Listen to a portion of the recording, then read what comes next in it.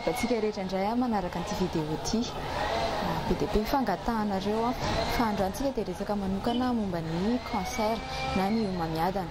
Ny homamiadana amin'ny ankapobeny no resahantsika. Zavatra tokony fantatritsika voalohany dia ny vatantsika dia foronina sela na cellule be dia be. Ireo cellule ireo mitambatambatra no manome ny taova iray ny organe. Dia ny homamiadana dia faharitantsika hoe fahasimban'io sela io satria io sela io ny fototra. Dia rehefa simba ny sela dia simba ho azy mazava ho azy ilay taova anankiray.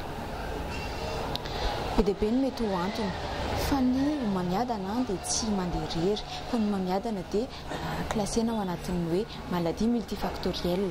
Be dia be ny mety ho antony, be dia be ny atsotsika hoe agent cancérigène na hoe ireo zavatra mety mahatonga cancer eny fiarahamonina eny.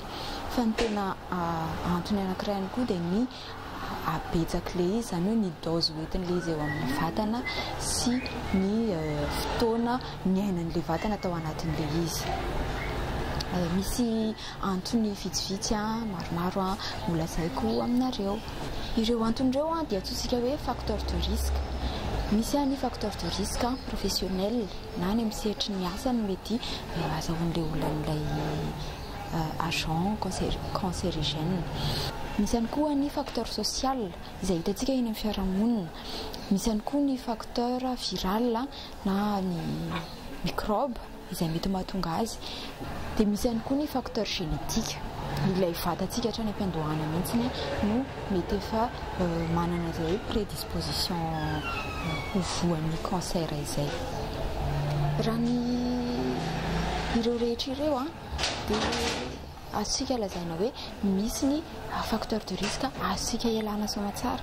Misy kosa nefa ny facteur de risque tsy azontsika ialana. Ohatra hoe ny mahalahy na ny mahavavy atsika dia efa izay no niforona antsika hatrany amin'ny voalohany dia anisan'ny facteur de risque anankiray izay.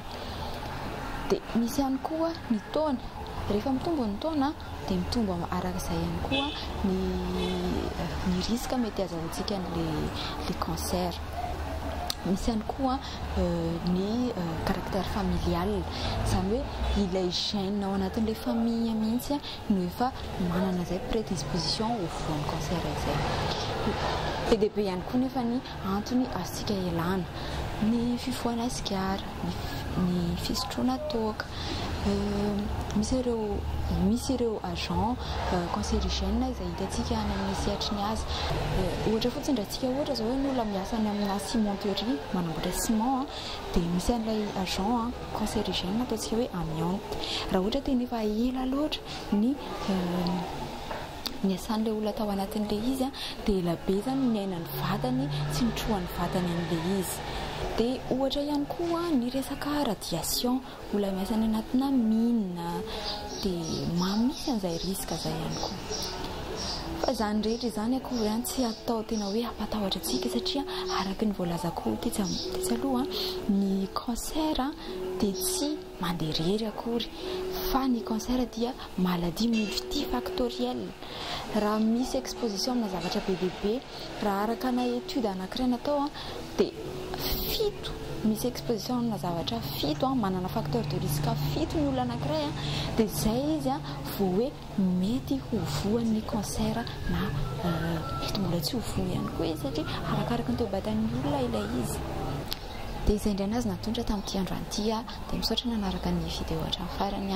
Mbola maro ny vidéo zaraina manresaka fahasalamana fa raha ny pejy asao ny namana hanaraka ny pejy ihany koa. Raha soa antsika.